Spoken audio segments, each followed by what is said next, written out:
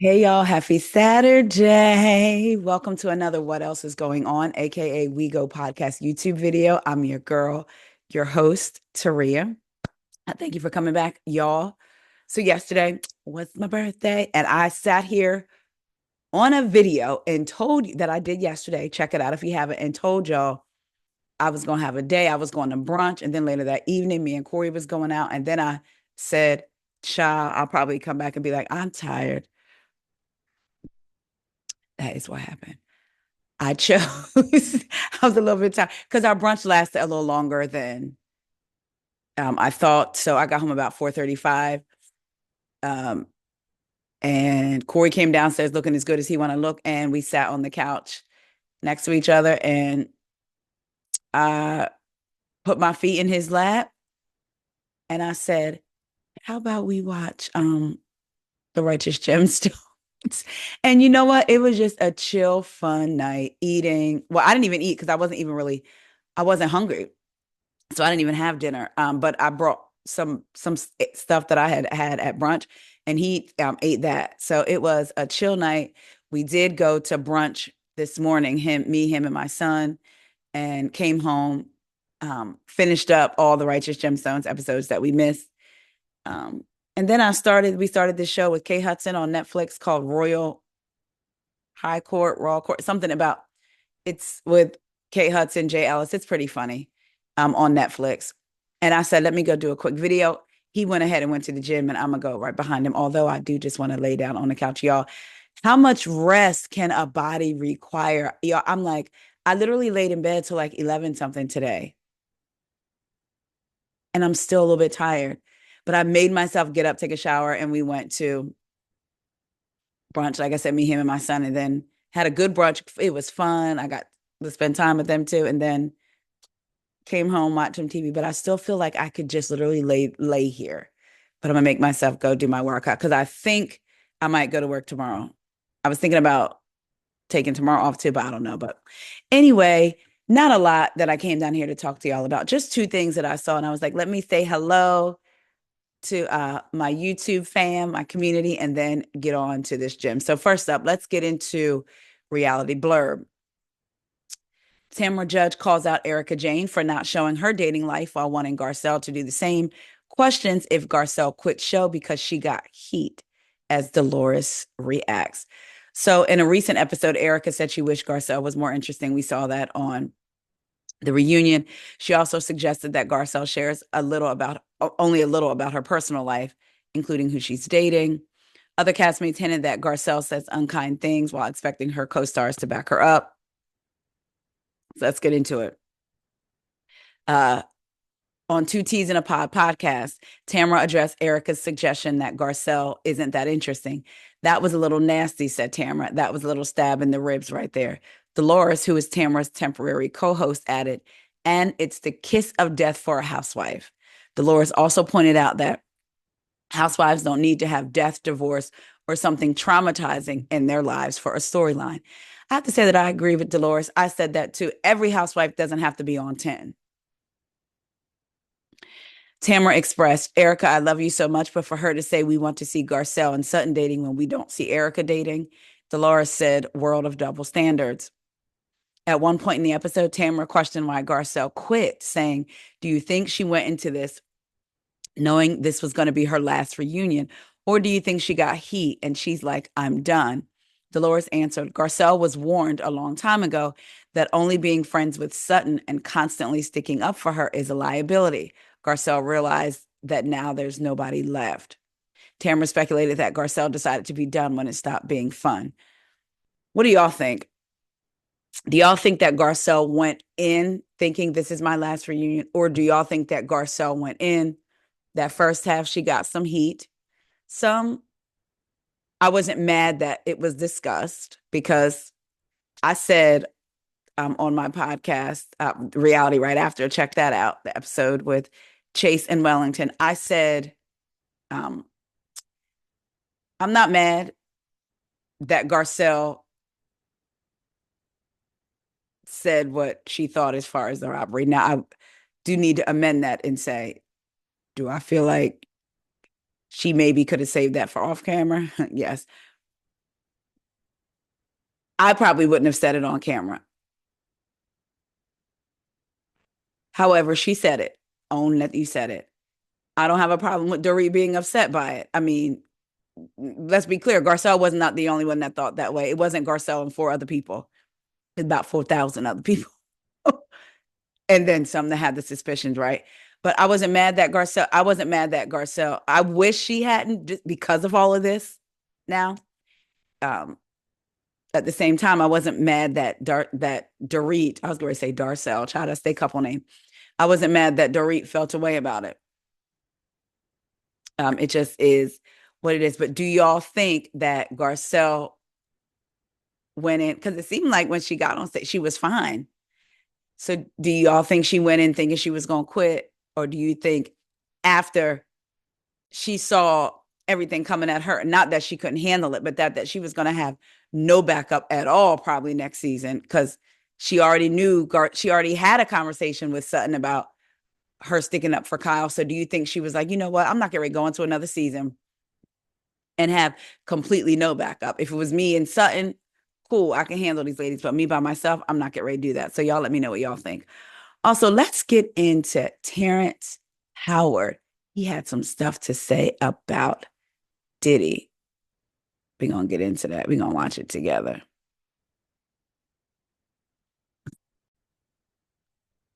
All right, let's go. Hold up. Every way to try and get rid of, give up your manhood. I've never seen somebody recover from it. That was all the people that went to the puffy parties. That was all the people that did all those things thinking that there was never going to be a consequence for what they were doing. Get punked out and pimped out by some over greater desire. You shouldn't have a greater desire than being a man. So I believe that's a big problem with a lot of the actors out there, because they get fluid. And next thing you know, once you go fluid, it's gone. You don't have any foundation to pull yourself back from. So maintain your man card, no matter what. Man, I mean, you know, one of the things you're seeing, you went to a whole different place. Sorry. No, I get it. So you see some guys struggling with that. You see Bieber struggling with that. You see some of these guys struggling with that. They can't get it out of their head. They can't get it out of their head. The things that they did, no matter how they did it, whether they were drunk or high or whatever, you gave up your man card. You need therapy. And that's the thing that hurts them the most. And so they end up on drugs, end up every way to try and get rid of any principles there are. And that's what the business does. And the women that trade their bodies to go and get the role, they get to the point where they have their Oscar, they have their money, but they don't have their dream. They don't have the soul that they started with. So it's like achieving don't mean anything.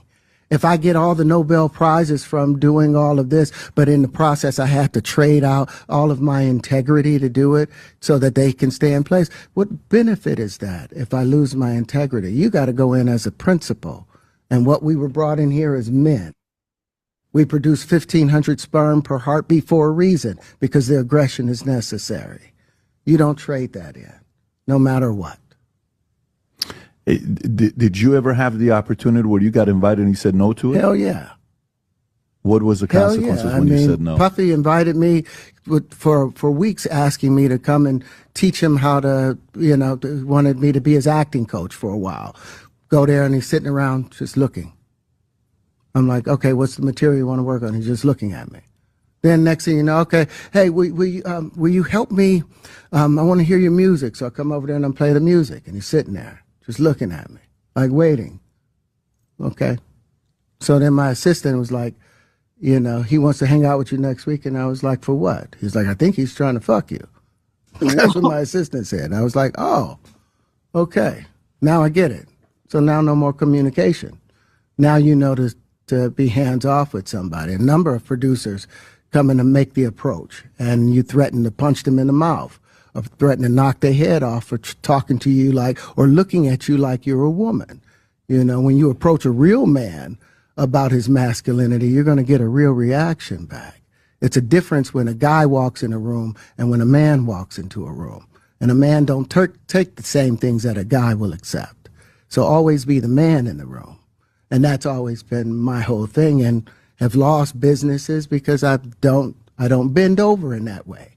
I don't compromise. I don't play gay roles. I don't kiss a man. I don't do that shit because the man card means everything.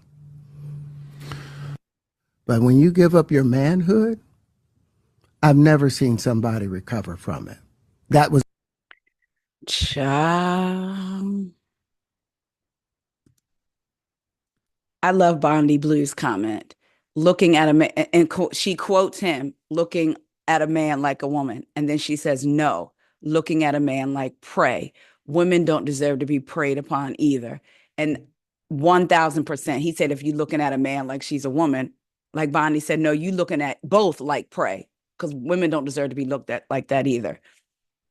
Now, here's another person. Roxy Blanco, official, says, I went on a date with Terrence years ago after his first divorce. It was just dinner, but we talked for hours. Complete gentleman. He was very genuine and even a little modest. I don't think he's lying one bit. He's a truth teller. He even spoke on his missteps to me about his own personal life. He speaks positively on men too. He told me his good friend Morris, and then in parentheses, she has Chestnut, is a stand-up man who truly loves his wife and is one of the few, in caps, men he knows personally who has never, in caps, once cheated on his wife. As you can imagine, that got, a lot of things. Somebody said, thanks for sharing such a positive thing. And he is fine, fine. Good job. Somebody said, that's wonderful. But although he had this knowledge, he is an adult and chose to go to a party where nothing happened to him. Somebody said, do we need to know y'all went on a date? Is anything private? I'll say the whole I'm a man, I'm a man, I'm a man, I'm a man thing sometimes gets a little tiring. I don't think men have to say they're men. Like, I don't have to announce, I'm a woman, I'm a woman, you know what y'all get what I'm saying. That gets a little tiring. And sometimes it can come off as a little bit misogynistic, misogynoir, it can. It's wild that he's saying that when he went over to help Diddy do his acting coach, he was just looking at him. So, see, when I hear stories like that, because I like details in stories, I like every single detail. Like the clock said 12:17, this, like I love details. So when I hear that, I want to know, so what happened after he was just looking at you? Did you get up and walk away? Did y'all have a little bit of conversation? Like, what did you do? Just walk in and said, do you want to work on your acting? And he just looked at you. And then you just looked at him and then you got up and walked out like something else. Like, what, did y'all talk about anything? And then since that exchange was weird, then you hear that he wants to hear your music. So you go back after the first strange exchange and you said you play your music and he's just looking at you. Then your assistant says he wants to hang out. You don't even say no right off the bat. You're like, well, what does he want to do? And then when the assistant says, well, I think he wants to, then he's like, nah, hands off. That's not, I'm saying that's wild. Like but from what we know, from the things that have been alleged of Diddy, and then just in life, to me, nothing is, even if I say, wow, or yo, can you believe that? When I really sit and think about things that happen in life, humans are humans, right?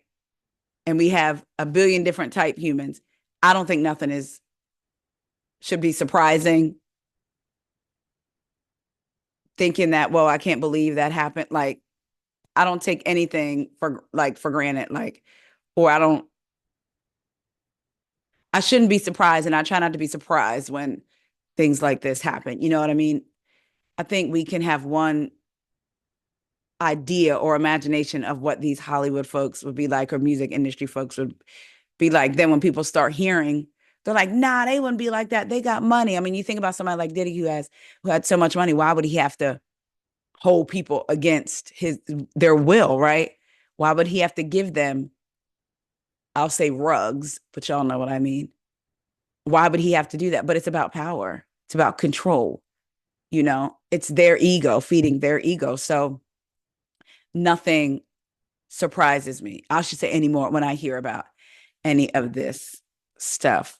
I wonder if Diddy's representative is going to, spokesperson is going to come out and deny this, but Terrence ain't asking for no money. So I don't know. Do y'all remember that story?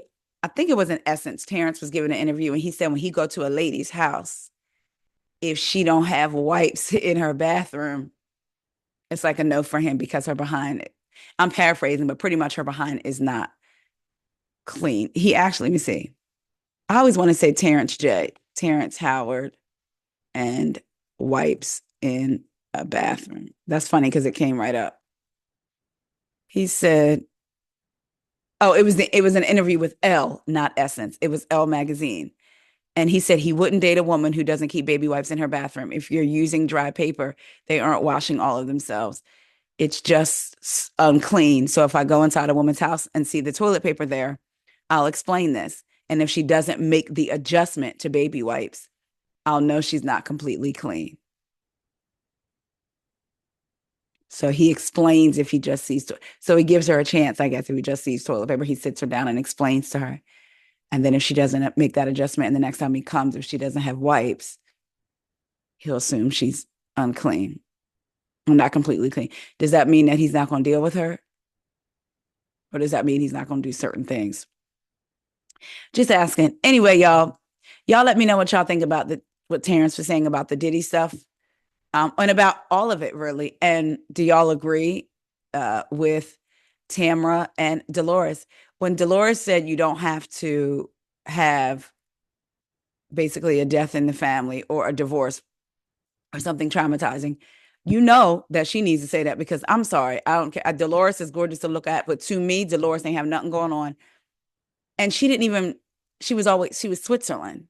So it's not even like she rode for one person. Now, I mean, I do feel like she sort of rode for Teresa, but at the same time, she managed to be Switzerland. So Dolores probably does feel you don't have to have anything major going on because she didn't.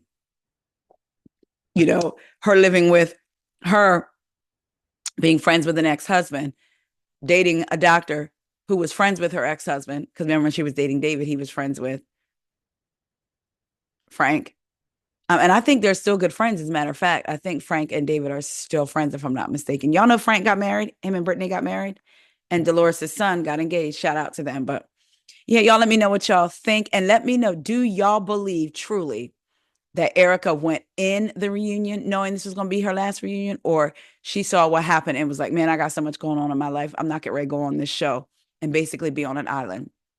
I personally feel like it wasn't until what was going on at the reunion and she was like, I ain't doing this, when she saw that she was pretty much wasn't going to be nobody there to back her up. I think, especially when Sutton was like, when they went to break for lunch and she went into Garcelle's trailer and was basically insinuating, like, Garcelle, when you brought up what you brought up about Kyle talking to Garcelle off camera and Sutton saying that was a chess move, because Sutton didn't say that admit cop to that on stage. Garcelle had to say it.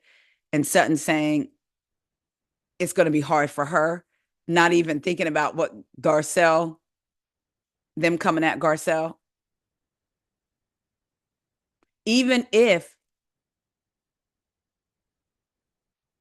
we see the reason they came at Garcelle, that's still like, if they were coming at something like that, even if it was because of things that Sutton said, I do believe Garcelle would have stepped up and stepped in. So with Sutton not stepping in, I wonder if it clicked for her, like, yeah, she hasn't stuck up with me before, but this time I'm really on my own, which means I'm going to go into next season being on an island, and that I won't do. I think that's what it was. But y'all let me know what y'all think. I love y'all so much. As much as I don't want to, I'm going to leave my home, go to Royal Farms, grab a pink Red Bull, maybe a Slim Jim for the protein, and go to the gym. I love y'all so much, and I will talk to you later. See ya.